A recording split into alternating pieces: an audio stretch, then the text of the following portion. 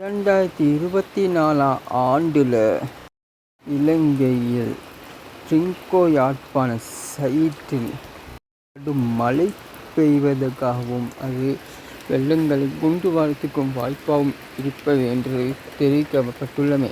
இது மட்டுமில்லாமல் மன்னார், வவுனியா போன்ற மாவட்டங்களில் மண் சரிவுகள் ஏற்படுவதற்கு 6 மாவட்டங்களுக்கு கட்டுப்படுத்துகிறது.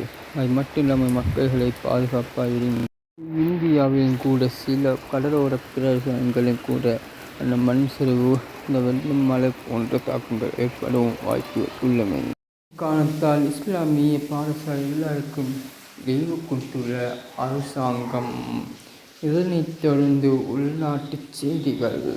இலங்கை ஜனாதிபதி அனுரகுமார முள்ளுக்கும் மேலடி கால வைத்து நடந்து கொண்டு இருக்கிறார்.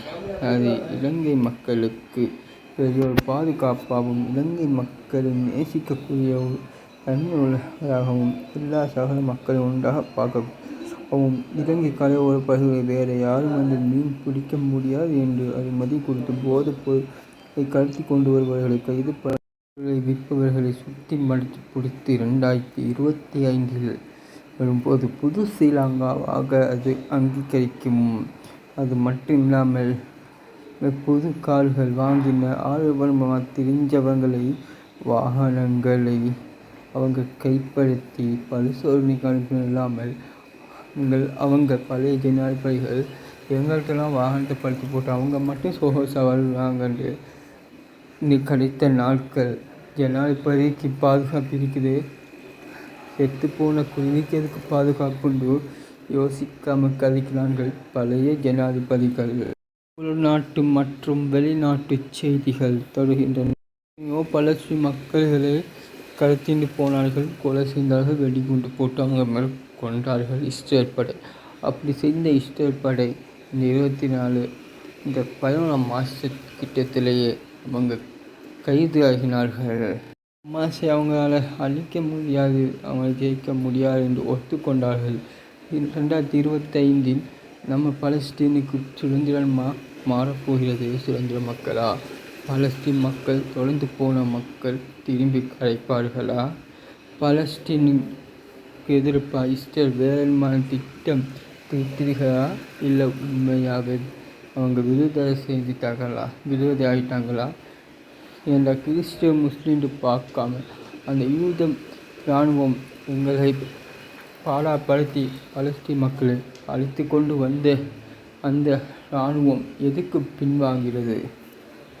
வெளிநாட்டு செய்திகள். குமாரி கண்டம் ஒன்று இருந்ததா அல்லது போலியானதா என்ற கூகுளுக்கு சர்ச் பண்ணும்போது இந்த குமாரி கண்டம் ஒன்று இல்லை என்று செஞ்சாங்க. ஆனால் இந்தியாவில் அப்படி ஒன்று இருந்ததுக்கான ஆதாரம் இருக்குன்னு சொல்லிடுறாங்க. அதுக்கு அவங்க 3 நாட்டு மடகாஸ்கர், எங்கள் ஆஸ்திரேலியா, இந்தியா 3 நாட்டுக்குரிய ஒரு குரங்கு இனத்தை கண்டதாக சொல்கிறாங்க. முதலாவது இந்த இந்தியா எங்கிருந்து வந்ததுன்னு நாங்கள் பார்க்கணும். அதுக்கு பின்னர் குமாரி கண்டத்துக்கும் இந்தியாவுக்கும் மடகாஸ்கர், ஆஸ்திரேலியா 3க்கும் என்ன ஒத்துமைன்னு பார்க்கலாம். இதனைத் தொடர்ந்து பாகிஸ்தானில் நடந்த அதிர்ச்சி. பாகிஸ்தானில் நடந்த 17 வயது பெண்ணை கட்டாயப்படுத்தி இஸ்லாத்தை ஏற்றுக்க வைத்தமை. உலக நாடுகள் நடக்கும் போதைப் பொருட்களை பற்றி உலக அரசாங்கம் என்ன முடிவுகள் எடுக்கப் போகிறது? இளைஞர்களின் வரலாறு என்ன? அஸ்ஸலாமு அலைக்கும். நான் உங்கள் ஃபஸ்லுர் ரஹ்மான்.